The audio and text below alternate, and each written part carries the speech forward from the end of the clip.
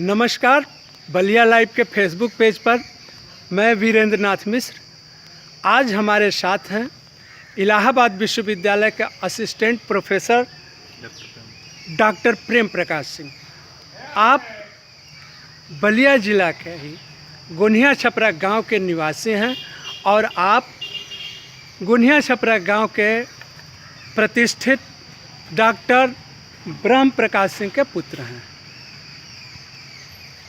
जनपद के शैक्षणिक क्षेत्र में विकास के लिए, बच्चों के उत्साहवर्धन के लिए आप आए दिन कंपटीशन, पुरस्कार इत्यादि कराते हैं। शुक्रवार को यानी 28 जून को सुदिष्ट बाबा इंटर कॉलेज के परिसर में यह एक कंपटीशन रखे हैं, डॉक्टर ब्रह्म Prakash Singh high education fellowship योजना। हाँ, तो डॉक्टर साहब, आप पहले ये बतलाएं कि कल जो कंपटीशन करा रहे हैं इसके पीछे आपका उद्देश्य क्या है? सर नमस्कार। टाइट बोलिए। सर नमस्कार। उद्देश्य है उस शिक्षा के लिए बढ़ावा करना। एक समस्या मैंने इसे 1-2 सालों में देखी है कि इस क्षेत्र में 11th-12th पास करने के बाद जो बच्चे होते हैं वो अधिकतर तुरंत ही नौकरी पाना चाहते हैं और तुरंत नौकरी एक ही जगह मिलती है, सिपाही या आपका पुलिस आर्मी में। ठीक है, एजुकेशन के लिए, हायर एजुकेशन में जाने के लिए एक समस्या है आपका फाइनेंस का।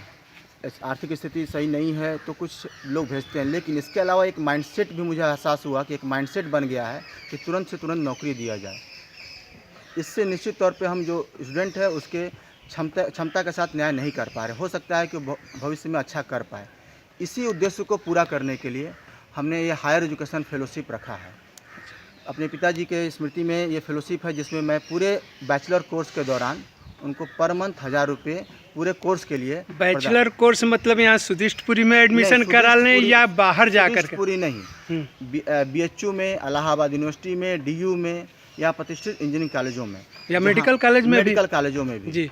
इन जगहों पर एडमिशन कराने पे 1000 रुपीज़ पर मंथ पूरे कोर्स के दौरान दिया जाएगा।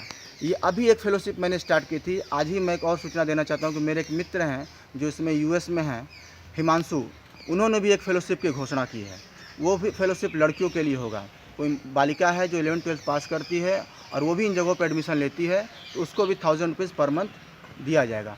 हम आशा करते हैं कि कुछ और मेरे मित्र लोग इसमें आगे बढ़ेंगे और भी फेलोशिप आएंगे। ज़रूरी है कि हायर एजुकेशन में बढ़ा जाए। हायर एजुकेशन बहुत सारे संभावनाओं को खोलता है।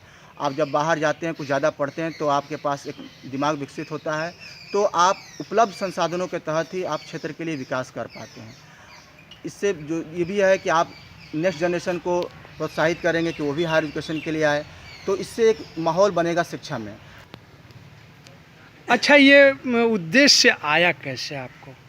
पिताजी के नाम को आगे बढ़ाने के लिए या बच्चों को उत्साहित करने के लिए या दोनों?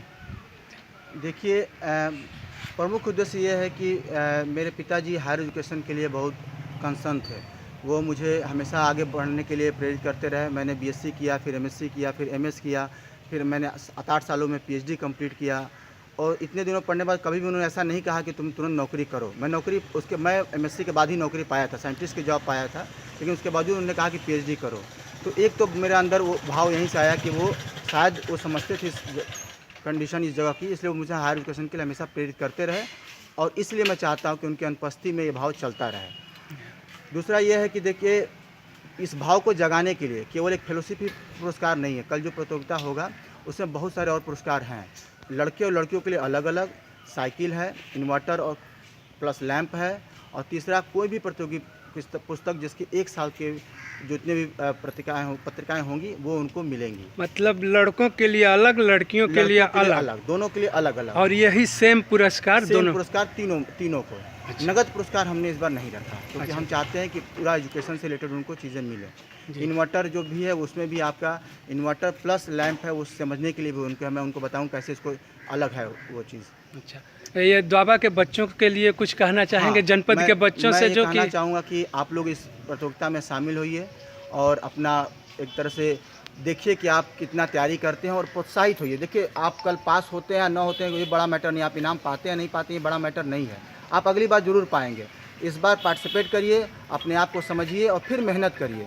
अगला पुरस्कार आप ही का है, तय है।